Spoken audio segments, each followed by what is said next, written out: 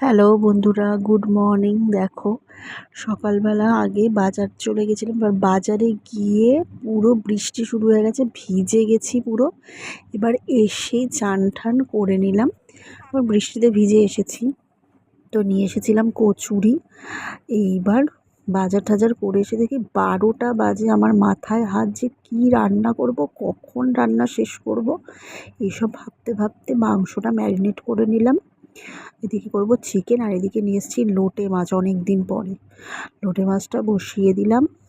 এবার লোটে মাছটা এদিকে হচ্ছে। এবার আজকে ছোটো কড়াতে রান্না করেছি লোটে মাছটা, কারণ আমার শাশুড়ি তো মাছ টাছ খায় না। এবার লোটে মাছটা তো জানো যে একটু গন্ধ গন্ধ ছাড়ে, মাছের তো একটা গন্ধ ছাড়বেই, কিন্তু লোটে মাছটার একটু বেশিই ছাড়ে, তাই আলাদা কড়াইতেই করেছি।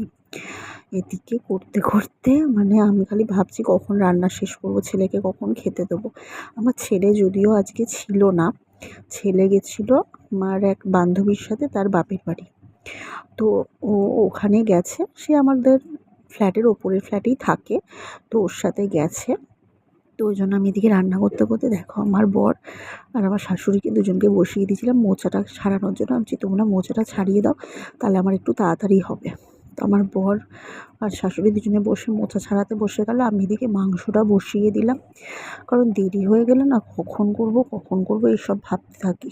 তারপর দেখো এখানে বাজার থেকে নিয়ে এসেছিলাম কাঁঠাল, আর কাঁঠালটা তো আমার খুবই ভালো লাগে, সেটা নিয়ে এসেছি। এদিকে ভাত রান্না হয়ে গেছে, এদিকে লোটে মাছটাও নামিয়ে নিলাম।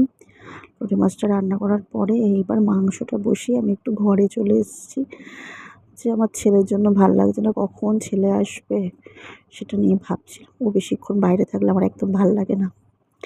তো তারপরে এদিকে আমার শাশুড়িকে দেখো কী করছে, নিয়ে এসেছিলাম খাজা কাঁঠাল। কাঁঠালটা দাঁতের জন্য খেতে পাচ্ছে না বলে সেটাকে ঘষে খাবে।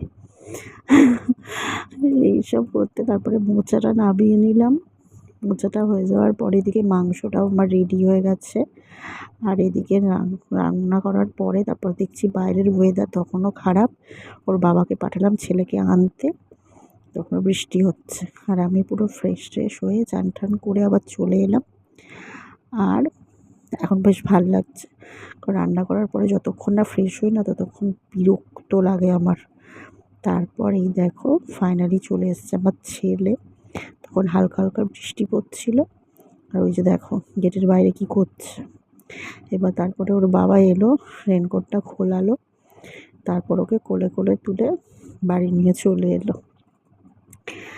যতক্ষণ এসেছে ততক্ষণ আমার শান্তি লাগছে। এবার চলো আজকের মতো